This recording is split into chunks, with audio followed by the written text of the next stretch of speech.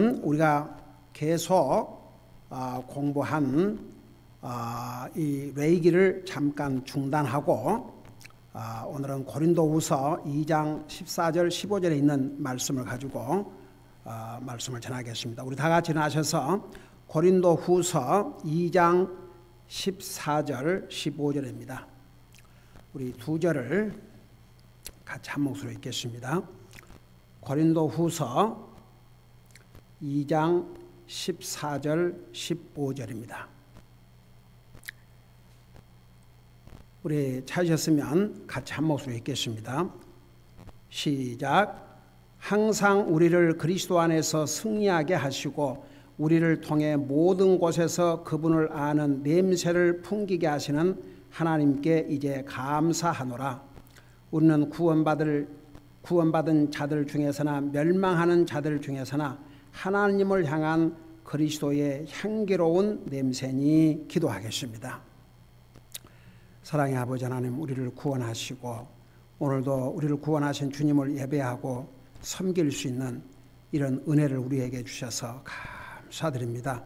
오늘도 우리가 드리는 예배를 통해서 주님 홀로 영광을 받으시기를 원합니다. 이 시간에는 주님의 존귀하신 말씀을 듣고자 합니다. 말씀을 전할 이 종을 성령님의 능력으로 사용하여 주시옵소서. 감사합니다. 사랑합니다. 예수님의 이름으로 감사 기도드리옵나이다. 아멘. 앉으시기 바랍니다.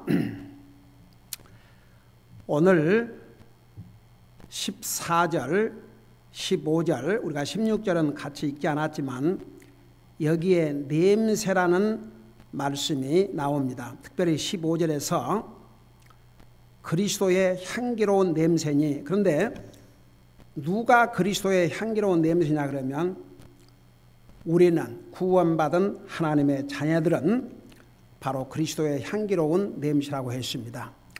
우리는 그동안 레위기를 공부하면서 하나님께 드린 각종 희생의 헌물은 주님께 향기로운 냄새라고 성경은 기록하고 있음을 우리가 배웠습니다.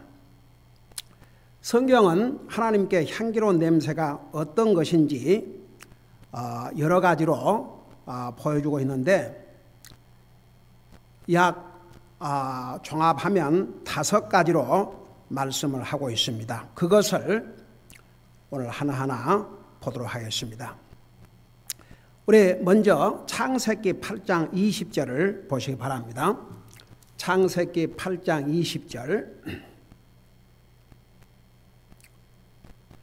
창세기 8장 20절을 보면 하나님께서 우리 인생을 창조하신 다음에 얼마나 사람들이 부패하고 악했는지 그들의 생각과 상상하는 것이 항상 악했다고 그랬고 그 당시에 온 세상이 폭력으로 가득 찼다고 했습니다. 현재의 모습과 별 차이가 없는 것 같습니다. 그래서 하나님께서 세상을 물로 심판하셨지만 의인 노아와 그의 가족을 살려주셨습니다. 홍수로 세상을 심판하시고 난 다음에 살아남은 노아는 가장 첫째 했던 일이 뭐냐 그러면 8장 20절에 나옵니다. 8장 20절 보니까 노아가 주께 제단을 쌓고 모든 정결한 짐승과 모든 정결한 날 짐승 중에서 취하여 제단 위에 번제 헌물을 드렸더니, 자, 이것은 나중에 모세를 통해서 이스라엘 백성들에게 각종 희생의 헌물을 주님 앞에 드리도록 한 훨씬 이전입니다. 근데 이 노아가 제단 위에 번제 헌물을 드렸더니 21절 보니까 주께서 향기로운 냄새를 맡으시고, 그래서 여기 노아가 주님께 제단을 쌓고 하나님 앞에 드리는 헌물을 향기로운 냄새로 받으셨다고 했습니다. 여러분, 이때에 노아가 제단을 쌓은 것은 오늘날로 말하면 예배 홀시다. 예배. 근데 결국은 하나님께서 나중에 이런 헌물을 드리게 했지만 여기에서 번제 헌물은 이 노아가 자발적으로 하나님 앞에 예배를 드리면서 자기 자신을 주님 앞에 드릴 뿐만 아니라 또 이런 정결한 짐승과 정결한 날심중 중에서 하나님 앞에 희생의 헌물로 드림으로 하나님 앞에 예배를 드린 모습입니다. 여러분, 우리 한국 교회를 다니고 있는 사람들의 예배에 대한 아주 잘못된 표현이 있습니다. 예배를 본다고 그럽니다. 제가 그런 말을 바꾸도록 예배는 보는 것이 아니고 하나님 앞에 드리는 것이라는 것. 우리 자신을 드리고 우리의 몸을 드리고 우리의 시간을 드리고 우리의 물질을 드리고 하나님 앞에 드리는 것이 예배라는 것을 쭉 가르쳐 왔습니다. 그러나 보통 한국 교회를 다닌 사람들의 얘기를 들으면 꼭 예배 보았다. 어떻게 보면 예배를 구경한 거죠. 우리는 예배를 구경하는 것이 아니고 예배를 보는 것이 아니고 정말 우리 자신을 드리고 이렇게 하나님 앞에 드리는 것이 예배입니다. 오늘 여러분들은 하나님을 예배하기 위해서 여러분의 몸이 여기 와 있습니다. 여러분이 시간을 드리고 있습니다. 또 예배 시간에 하나님 앞에 물질을 드리고 있습니다. 이것이 다 예배의 행위입니다. 우리 구약 성경에 보면 주님 앞에 제단을 쌓았다 그런 내용이 많이 나오는데 그것은 다 오늘날로 말하면 예배의 행위입니다. 우리의 믿음의 조상들 중에 조상인 아브라함이 하나님 앞에 제단을 쌓았습니다. 하나님께 예배를 드리는 모습입니다. 여러분 잠깐 이걸 생각하면서 창세기 12장을 보시기 바랍니다. 창세기 12장 7절 8절을 보면 이런 말씀이 나옵니다. 주께서 아브라함에게 나타나 이르시되 내가 이 땅을 내 씨에게 주리라 하시니 그가 자기에게 나타나신 주께 거기서 제단을 쌓고 그랬습니다. 하나님을 예배했다는 그런 뜻입니다. 여러분 우리 예수님께서 구약 시대 때도 이렇게 많이 나타나셨습니다. 아브라함과 직접 대화를 나누셨습니다. 이제 쭉 그 뒤에 가보면 여러분 잠깐 다시 우리 12장을 좀 볼 터인데 여러분 창세기 18장에 보면 1절에 이렇게 말씀하고 있습니다. 주께서 마므레의 평야에서 아브라함에게 나타나시니라. 그러니까 우리 주님이 정확한 장소가 있습니다. 마므레의 평야에서 아브라함에게 나타나셨다 그래 놓고 2절에 보니까 눈을 들어 본즉 보라 세 남자가 자기 곁에 서 있으므로 그가 그들을 보고 곧 장막문에서 달려나가 그들을 맞이하여 몸을 땅으로 굽히고 이르되 내 주여 이제 내가 주의 눈앞에서 은총을 입었으면 원하건대 주의 종을 떠나 지나가지 마시고 이 아브라함의 이 모습을 보면 우리 주님께서 세 남자와 함께 이렇게 다른 두 남자와 함께 남자의 모습으로 오셨지만 보통 남자가 아니고 바로 주님인 것을 아브라함은 금방 알아봤습니다. 왜냐하면 이전에도 우리 예수님께서 아브라함에게 나타나셨기 때문입니다. 그러면서 이제 그 18장 17절에 보면 그 16절에 그 남자들이 거기서 일어나 소돔을 바라보더니 아브라함은 그들을 배웅하러 그들과 함께 가니라. 자, 세 남자가 나타났다고 그랬죠.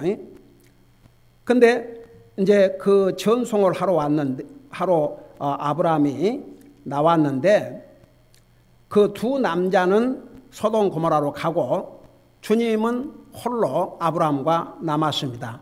17절 이렇게 말씀하고 있죠. 주께서 이르시되 내가 행하는 그 일을 아브라함에게 숨기리요.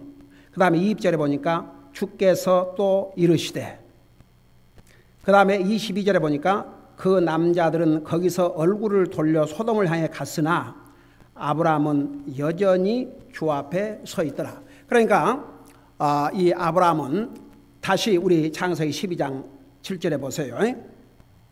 거기 보니까 주께서 아브라함에 나타내시되 내가 이 땅을 내세게 주라 하시니 그가 자기에게 나타나신 주께 거기서 제단을 쌓고 우리 주님을 경배했다 그 말입니다. 그 다음에 8절에 보니까 거기서 떠나 베델의 동쪽에 있는 산으로 이동하여 장막을 치니 서쪽은 베델이요 동쪽은 아이더라. 그가 거기서 주께 제단을 쌓고 주의 이름을 부르니라. 이렇게 해서 우리의 믿음의 조상들 주조상인 아브라함은 항상 주님을 예배하는 삶을 살았습니다. 바로 주님께 제단을 쌓았다는 그 의미는 주님을 예배하고 살았다 그런 뜻입니다. 그 다음에 이제 아브라함의 아들 이삭이 또 하나님 앞에 제단을 쌓음으로 하나님 앞에 예배를 드렸음을 우리 볼 수가 있습니다. 여러분 창세기 26장 25절을 보시기 바랍니다. 창세기 26장 25절입니다.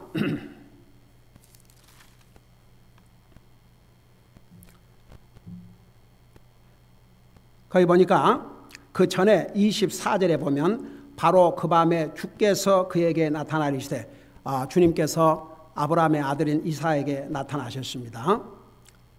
이르시되 나는 내 아버지 아브라함의 하나님이니 두려워하지 말라. 내 종 아브라함으로 인하여 내가 너와 함께하고 내게 복을 주어 내 씨를 번성하게 하리라 하시매 이삭이 그곳에 제단을 쌓아 주의 이름을 부르고 그랬습니다.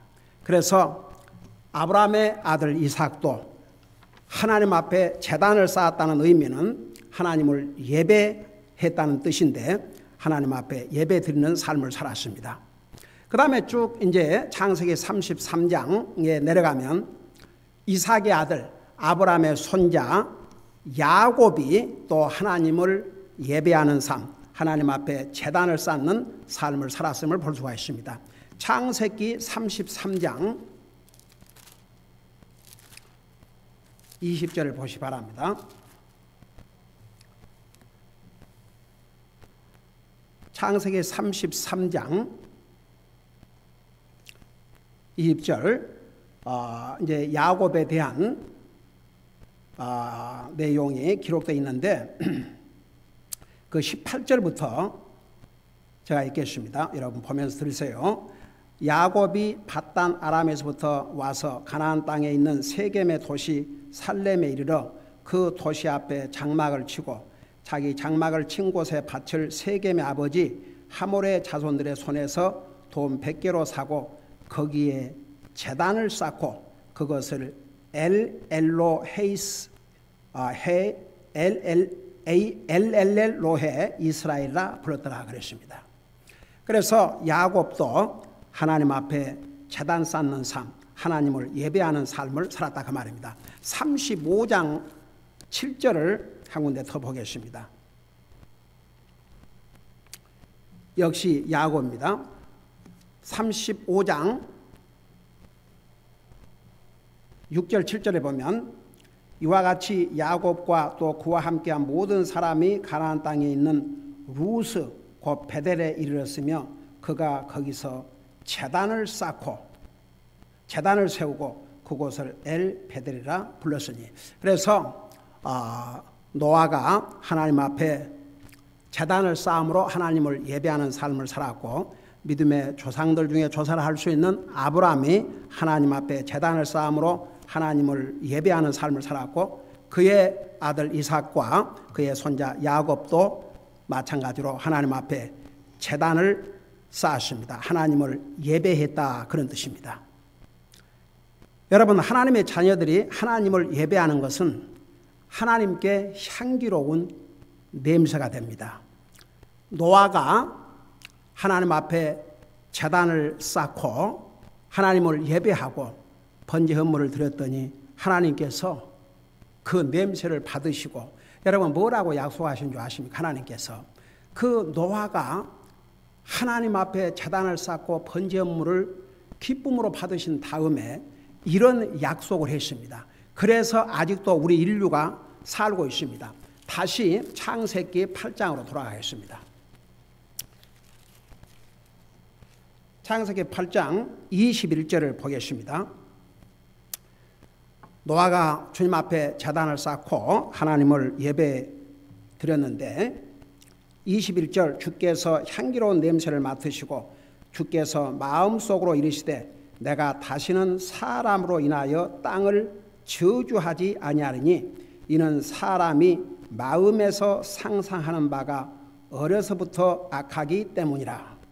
참, 여러분 우리가 아이들 순진하다 그러죠. 절대 순진하지 않습니다.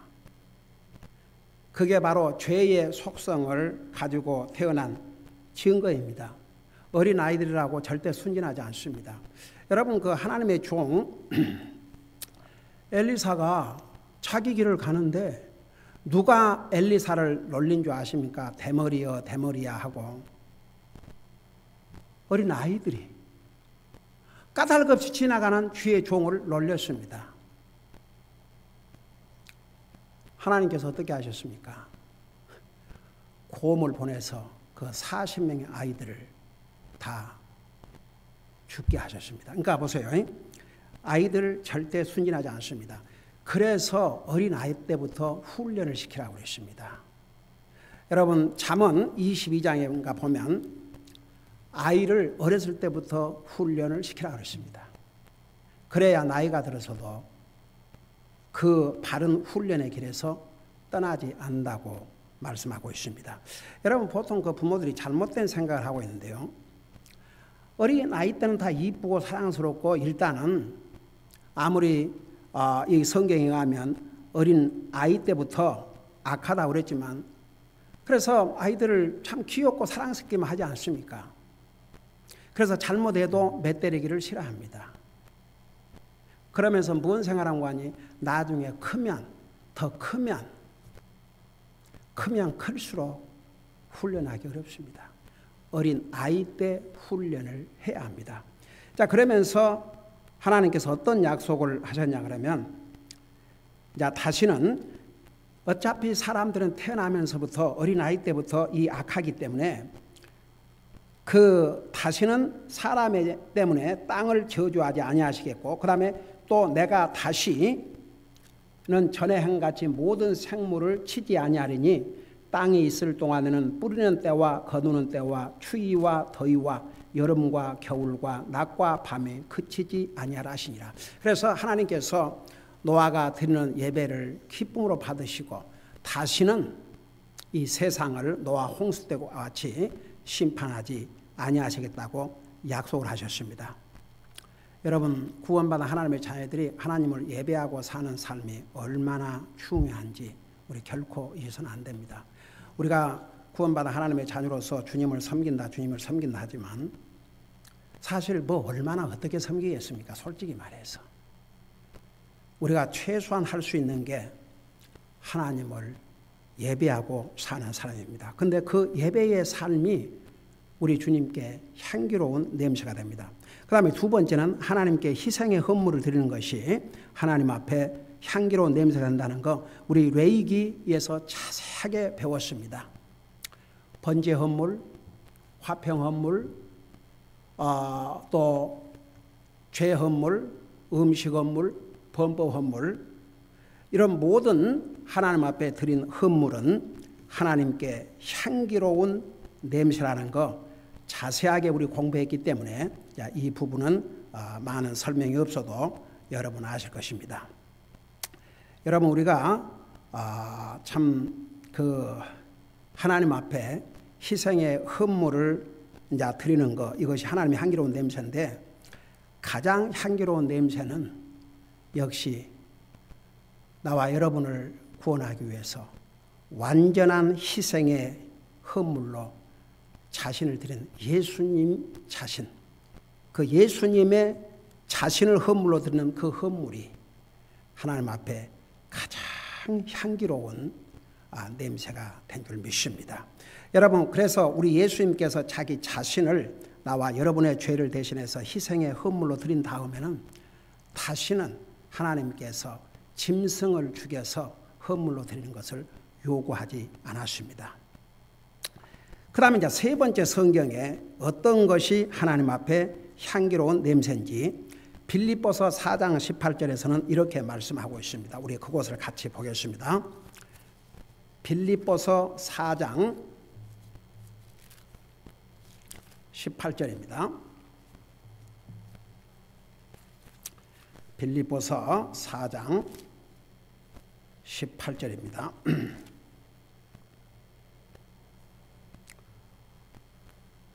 여기 보면 이런 말씀이 있습니다.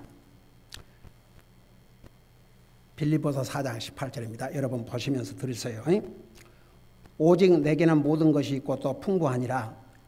에바브로디도 편에 너희가 보낸 것들을 받았으므로 내가 풍족하니 이것은 달콤한 냄새의 향기요 받으실 만한 희생물이며 하나님을 매우 기쁘게 한 것이라.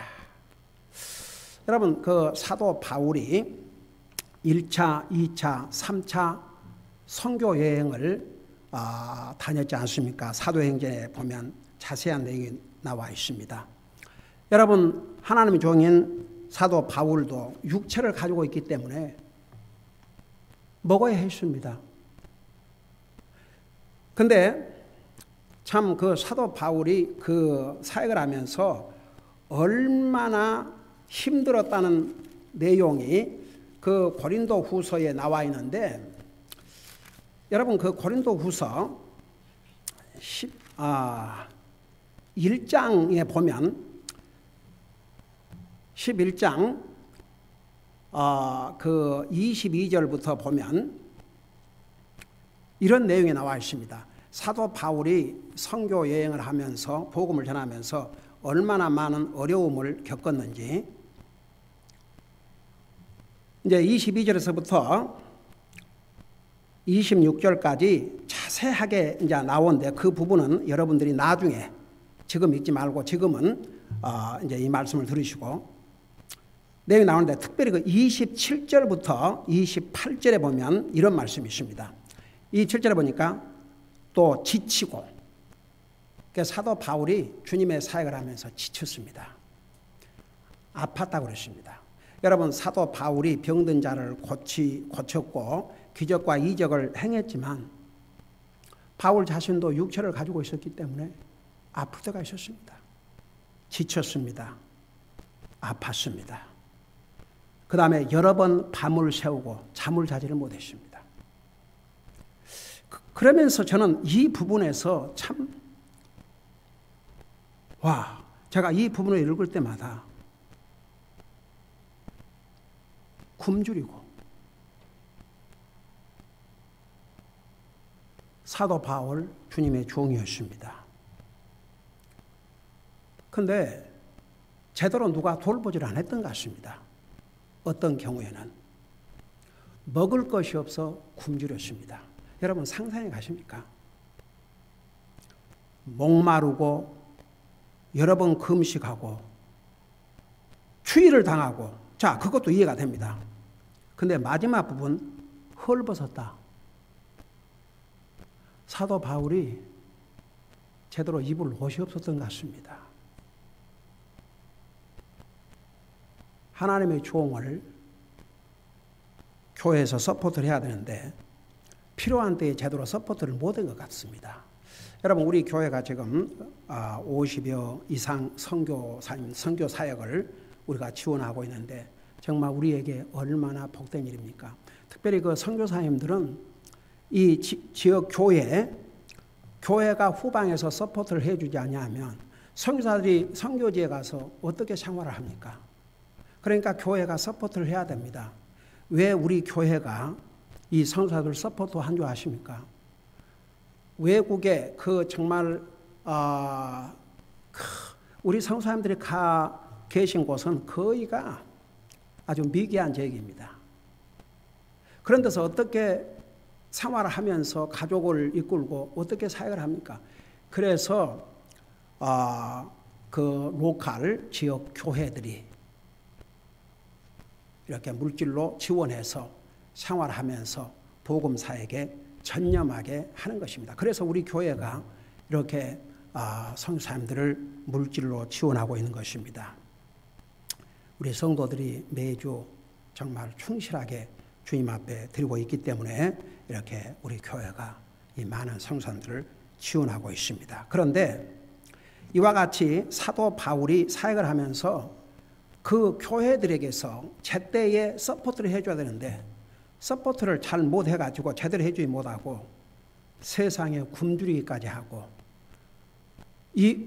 그 옷이 다 낡아져서 입을 옷이 제대로 없는 그런 기가 막힌 상황에 처했습니다. 그럼에도 불구하고 그 바울 사도를 충실하게 지원하는 또 교회가 있었습니다. 자, 그걸 여러분 머릿속에 두시면서 다시 그 빌립보서 4장을 가보겠습니다. 빌립보서 4장 15절부터 보겠습니다. 거기 보니까 빌립보 사람들아 이제 너희도 알거니와 복음의 초기에 내가 마게도니아를 떠날 때에 주고받는 일로 나와 나는 교회가 너희 외에는 없었느니라.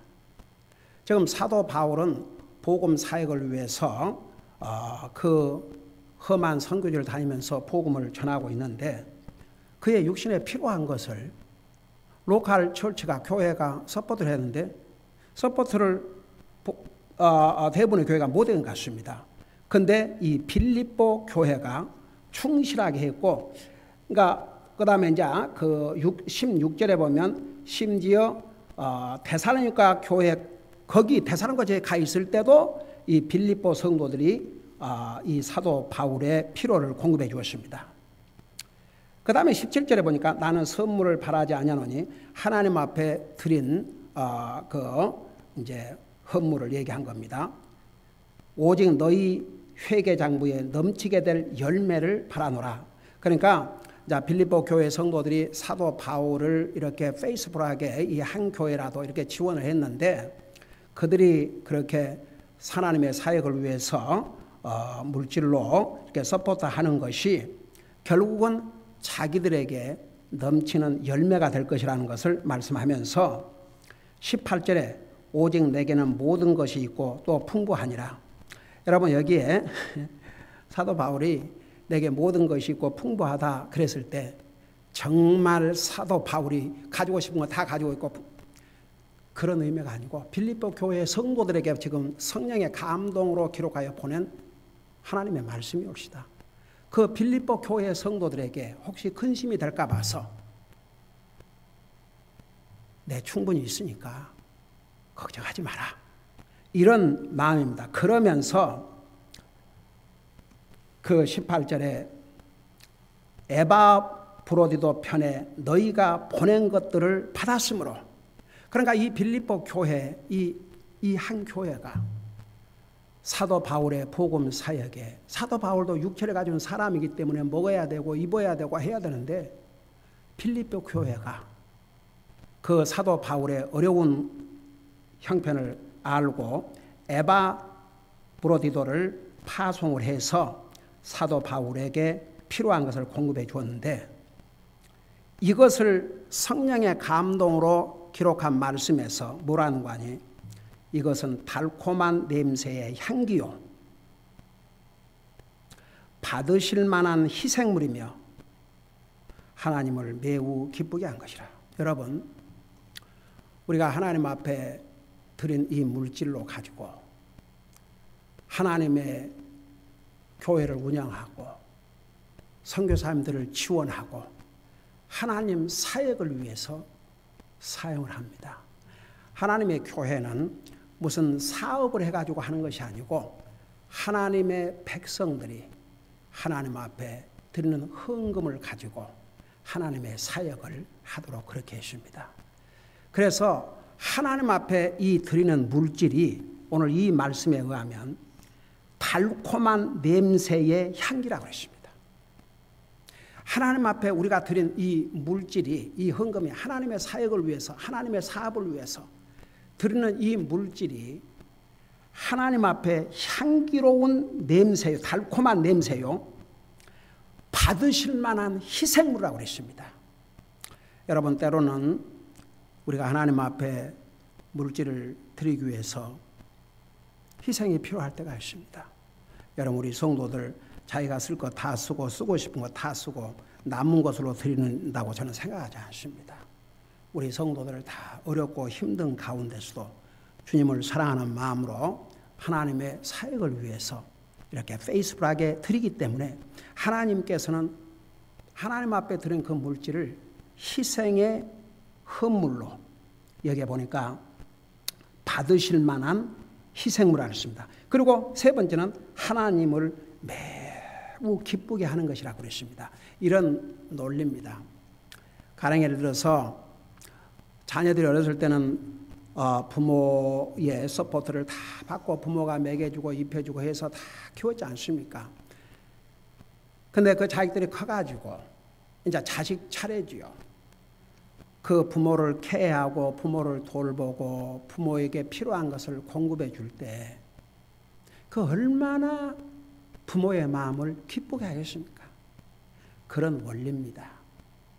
하나님께서 내려다보실 때 하나님의 사역을 위해서 복음을 전하기 위해서 목숨을 걸고 헌신하는 하나님의 종 사도 바울을 이렇게 지원하는 빌립보 교회 성도들에게 성령의 감동으로 기록한 이 말씀에서 이건 우리에게도 다 해당됩니다. 하나님의 사역을 위해서 하나님 앞에 드린 물질은 이렇게 달콤한 냄새 향기요 받으실 만한 희생물이며 하나님을 매우 기쁘게 하는 것이 됩니다. 그 다음에 네 번째, 또 어떤 것이 하나님 앞에 향기로운 냄새인가? 우리 계시록 5장 8절에 보면 이런 말씀이 있습니다. 여러분, 요한계시록 5장 8절을 잠깐 보시기 바랍니다. 요한계시록 5장 8절입니다. 그분께서 그 책을 취하심에 네 짐승과 24장로가 저마다 하프와 향이 가득한 금병들을 가지고 어린 양 앞에 엎드리니 이 향은 성도들의 기도라. 여러분, 우리 옛날에 요한계시록을 배울 때 이 부분 자세하게 설명해서 여러분들 이미 알고 있는 줄 믿습니다. 여기에 이제 이 향은 냄새란 말은 없지만 향은 냄새를 풍기게 되어 있습니다. 그런데 하나님 앞에 이 향이 성도들의 기도라고 그랬습니다. 우리 한 군데를 더 보겠습니다. 똑같은 요한계시록 8장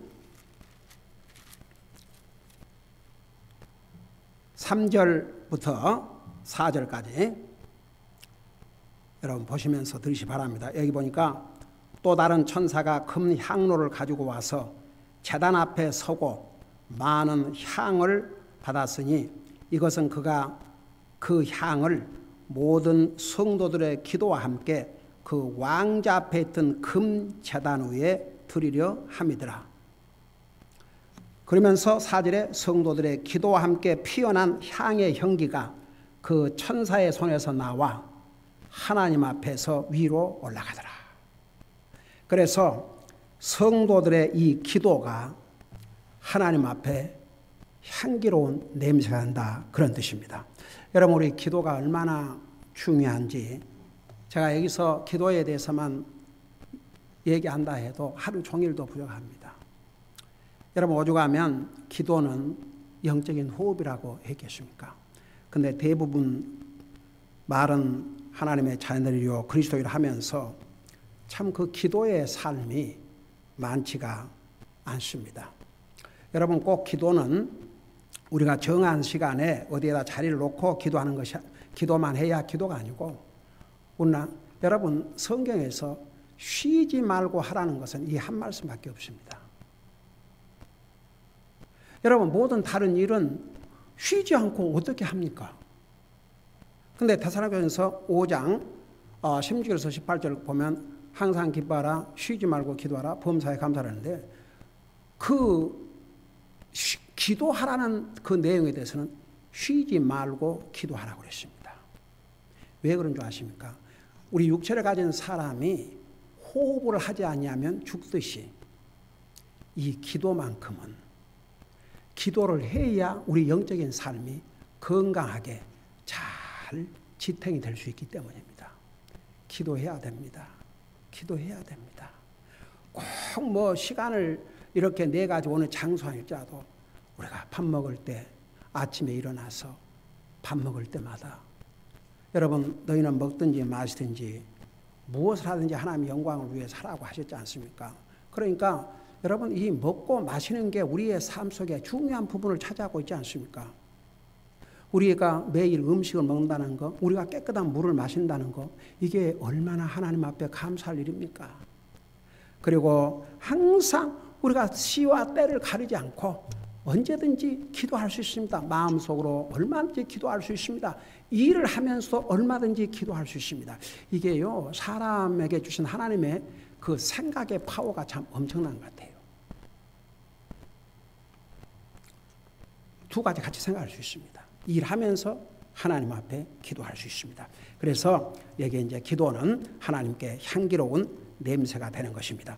그 다음에 이제 다섯 번째, 바로 오늘 우리의 본문이었던 고린도 후서 2장을 다시 돌아가 보겠습니다.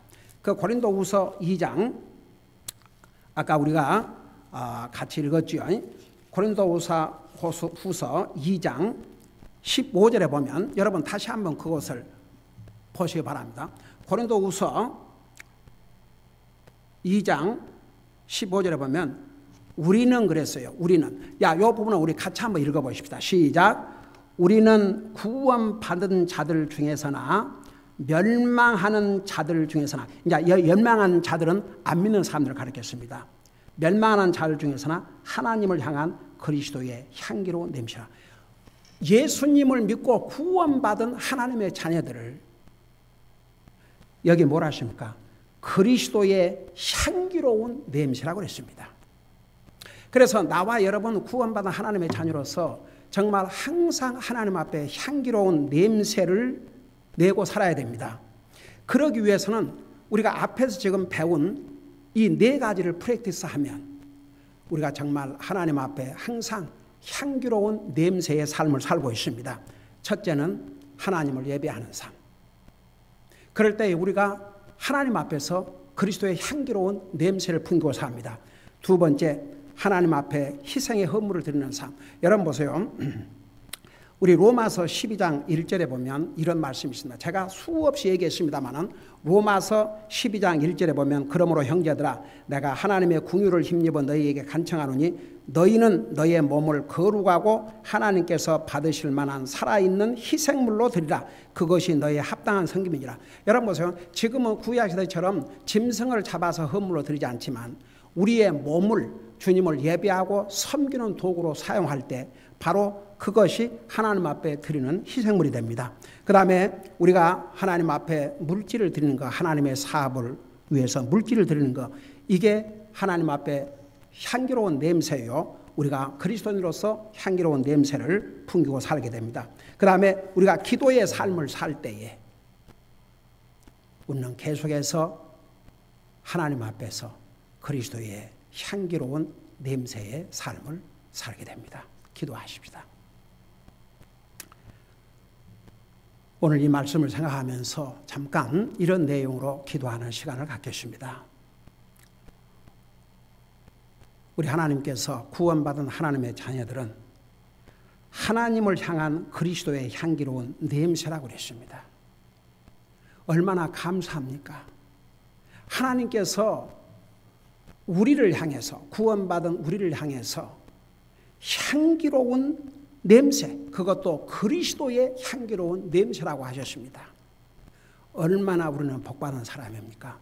그래서 우리는 항상 그리스도인으로서 이런 그리스도의 향기로운 냄새를 풍기고 살아야 되는데 믿는 사람에게나 안 믿는 사람 중에서나 그러기 위해서는 우리가 예배의 삶을 살아야 되고 우리의 몸을 주님 수업하는 일을 위해서 사용해야 되고 우리가 하나님의 사역을 위해서 물질을 드리고 그리고 우리가 기도의 삶을 살 때 우리는 계속 그리스도의 향기로 주님을 기쁘게 될 터인데 우리의 삶을 돌아보면서 나는 과연 구원받은 하나님의 자녀로서 정말 그리스도의 향기로운 냄새를 풍기고 살았는지 한번 돌아보면서 그렇게 지금까지 해온 성도님들은 그렇게 할 수 있게 해주셔서 감사드립니다. 앞으로도 계속 할 수 있게 해달라 기도하시고, 또 그렇게 하지 못한 부분이 있으면 그것을 할 수 있는 은혜와 힘을 달라고 우리 기도하는 시간을 갖겠습니다.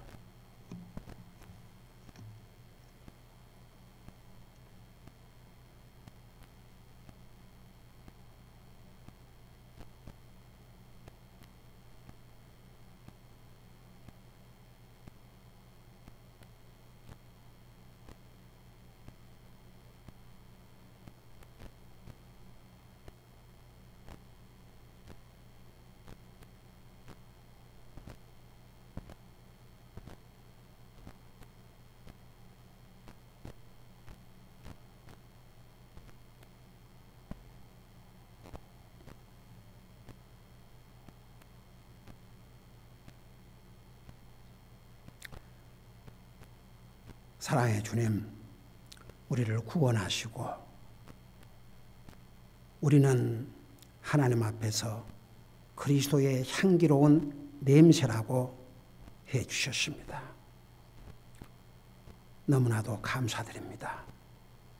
우리가 항상 주님을 예배하는 삶을 통해서 우리의 몸을 주님을 예배하고 섬기는 데 사용함으로써 하나님의 사역을 위해서 물질을 주님 앞에 드림으로써 기도의 삶을 통해서 항상 주님 앞에서 그리스도의 향기로운 냄새가 될 수 있도록 우리를 사용하여 주시옵소서. 감사합니다. 사랑합니다. 예수님의 이름으로 감사 기도드리옵나이다. 아멘.